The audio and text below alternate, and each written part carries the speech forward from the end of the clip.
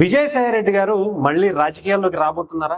వైఎస్ఆర్సీపీ పార్టీలో ఉన్న వాళ్ళందరూ కూడా ఆ పార్టీలోనే జాయిన్ అవబోతున్నారు అంటే నిజమే అనిపించేలా కనిపిస్తుంది. రీసెంట్ గా విజయసాయిరెడ్డి గారు కూడా రాజకీయాల్లోకి మళ్ళీ తిరిగి ఎంట్రీ ఇవ్వాలని ఆయన రీసెంట్ గా ప్లాన్ చేసుకుంటున్నట్టుగా తెలుస్తుంది. మొన్న కొన్ని వ్యాఖ్యలు కూడా చేశారు పవన్ కళ్యాణ్ గారి మీద, కూటమి ప్రభుత్వం మీద కొంత soft corner, especially Pawan Kalyan గారి మీద సాఫ్ట్ కార్నర్ గా ఉండేటువంటి మాటలు మాట్లాడారు. నేను ఎప్పుడు ఆయన ఏమనలేదు, తర్వాత కూడా ఏమీ అనను అంటూనే పవన్ కళ్యాణ్ గారితో ఆయనకు ఉండేటువంటి స్నేహం గురించి కూడా చెప్పుకున్నారు. ఇకపోతే ఆయన కొత్త పార్టీ పెట్టబోతున్నారు. మొన్నటి వరకు జనసేనలోకి వెళ్తారు. ఆయన పవన్ కళ్యాణ్ గారి గురించి సాఫ్ట్ గా మాట్లాడగానే జనసేనలోకి వెళ్తున్నారు అన్నారు. బట్ పవన్ కళ్యాణ్ గారు అలాంటి వ్యక్తుల్ని, అలాంటి నేరాలకి సంబంధించినటువంటి ప్రవృత్తి కలిగినటువంటి వ్యక్తుల్ని పవన్ కళ్యాణ్ గారు స్వాగతించరు అనేది మనందరికీ తెలుసు. మరి అలాంటిది ఈయన ఎందుకు తీసుకుంటారు? ఇకపోతే ఆయన కూడా అలా వెళ్ళటానికి ఇష్టపడకుండా వైఎస్ఆర్సీపీకి ఆల్టర్నేటివ్ గా ఒక పార్టీని స్థాపించాలి. వైఎస్ఆర్సీపీలో జగన్మోహన్ రెడ్డి గారి లేదా ఆ కోటరీ ఏదైతే జగన్మోహన్ రెడ్డి గారి నుంచి ఆ కోటరీ వల్ల మన విజయసాయి రెడ్డి గారు బయటకు వచ్చారో వాళ్ళ నుంచి ఇబ్బంది పడుతున్నటువంటి వాళ్ళందరికీ కూడా ఒక ఆల్టర్నేటివ్ పార్టీ కావాలి అని చెప్పి విజయసాయి రెడ్డి గారు ఆలోచన చేస్తున్నారట. ఆయన సన్నిహితులతో కూడా ఒక మాట్లాడేటువంటి ప్రయత్నం చేస్తారు. నిజంగానే వైఎస్ఆర్ అంటే జగన్మోహన్ రెడ్డి గారు వాళ్ళ నాన్నగారి పేరు చెప్పుకుని బయటకు వచ్చారు. ఆయన రాజకీయంగా ఒకసారి ఒక్క ఛాన్స్ అంటే ఇచ్చారు. 151 సీట్లు సాధించారు. ఆ తర్వాత ఆంధ్రప్రదేశ్ని అంధకార ఆంధ్రప్రదేశ్ గా తయారు చేసి మళ్ళీ దెబ్బగా 11 స్థానాలకు పడిపోయి వెళ్ళిపోవడం జరిగింది. ఆఖరికి ఆంధ్రప్రదేశ్ లో కూడా ఉండేటువంటి పరిస్థితి లేక అడపా ఒక మంత్లీ పాలిటిక్స్ చేసుకోవడం కోసం అప్పుడప్పుడు 2-3 రోజులు విజిట్ చేసి వెళ్తా ఉంటారు బెంగళూరు. అలాంటి పరిస్థితి. పార్టీ క్యాడర్ ని సరిగ్గా పట్టించుకోవట్లేదు అనేటువంటి విమర్శలు ఉన్నాయి. ఆ పట్టించుకునేటువంటి క్యాడర్ ఏదైతే ఉందో వాళ్ళనే క్యాష్ చేసుకుని ఇప్పుడు విజయసాయి రెడ్డి గారు ఒక కొత్త పార్టీ పెట్టి జగన్మోహన్ రెడ్డి గారికే దెబ్బ కొట్టాలి అనేటువంటి ప్లాన్ చేస్తారు. అయితే మరి రాజశేఖర రెడ్డి గారి పేరును మరి విజయసాయి రెడ్డి గారు కూడా వాడుకుంటారా? ఏ రకంగా ఈయన పార్టీకి సంబంధించినటువంటి పరిస్థితి ఉంటుంది అనేది అయితే ఇంతవరకు క్లారిటీ రాలేదు. కానీ ఒక్క వార్త అయితే ఒకసారి మీకు చదివి వినిపిస్తాను. అది ఎంతవరకు కరెక్ట్ అనేది అయితే నాకు తెలియదు, కానీ చాలా వరకు వచ్చినటువంటి వార్తల్లో ఇది ప్రధానంగా కనిపిస్తుంది. మొన్నటి వరకు విజయసాయి రెడ్డి గారు జనసేన అన్నారు, ఇప్పుడు కొత్తగా ఒక ఫోరం తయారు చేయబోతున్నారు అన్నట్టుగా. డిసెంబర్ నుంచి కార్యకలాపాలు కూడా ప్లాన్ చేస్తున్నట్టుగా తెలుస్తుంది. రాష్ట్ర సమస్యలపై గళం విప్పేటువంటి ప్రణాళిక కూడా సిద్ధం చేసుకున్నారట. సామాజిక అంశాలపై గుర్తించేందుకు యంత్రాంగం ఏర్పాట్లు కూడా చేశారట.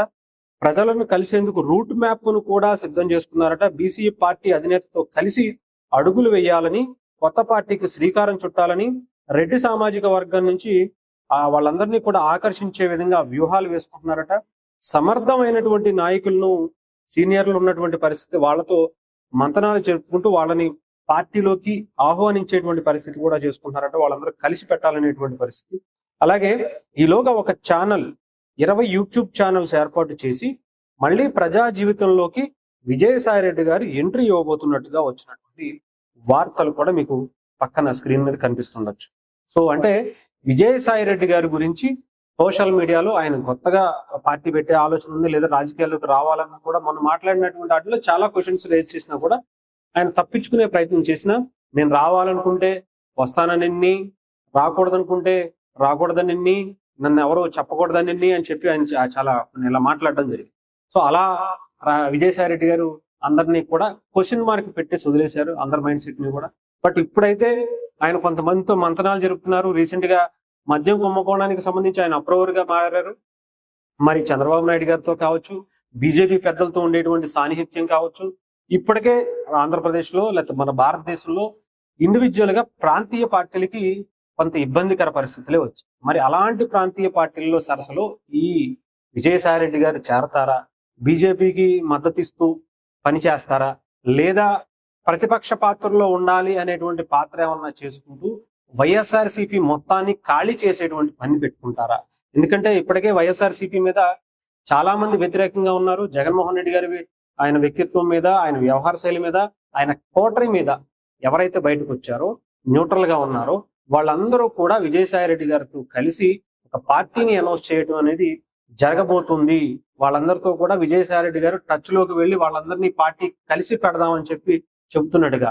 అంతేకాకుండా ఒక బీసీ నేత, కేంద్రానికి దగ్గర సన్నిహిత సంబంధాలు ఉన్నటువంటి ఒక బీసీ పార్టీగా ఉండేటువంటి పార్టీ పేరు కూడా మనం ప్రత్యేకించి చెప్పాల్సిన అవసరం లేదు, కానీ ఒక బీసీకి సంబంధించినటువంటి ఆ పార్టీ ఆ అధినేత గతంలో జనసేన నుంచి పోటీ చేసి ఓడిపోయి తర్వాత ఇండివిజువల్ గా వెళ్ళారు.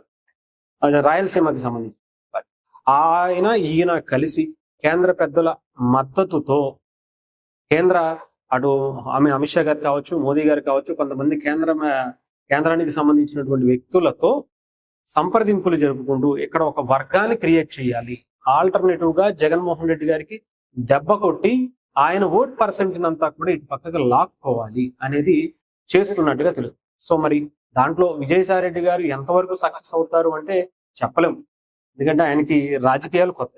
ఆ రాజకీయాల్లో చేయలేకే జస్ట్ ఆయన జగన్మోహన్ రెడ్డి గారిని వదిలేసి బయటికి రావడం కూడా. సో మరి అలాంటి ఈ టైంలో ఆయన వచ్చి ఎంతవరకు సక్సెస్ అవుతారు, నిజంగానే రెడ్డి సామాజిక వర్గం మొత్తం విజయసాయి రెడ్డి గారి వెనకాల వస్తుందా అంటే, విజయసాయి రెడ్డి గారిలో రెడ్డి ఉన్నంత మాత్రాన రాజశేఖర రెడ్డి గారి అభిమానులందరూ మరి ఇటు వచ్చేటువంటి పరిస్థితి ఉంటుందా, రెడ్లందరూ కూడా విజయసాయి రెడ్డి గారికి సపోర్ట్ చేస్తారా లేదా అనేది కూడా చూడాల్సినటువంటి అంశం.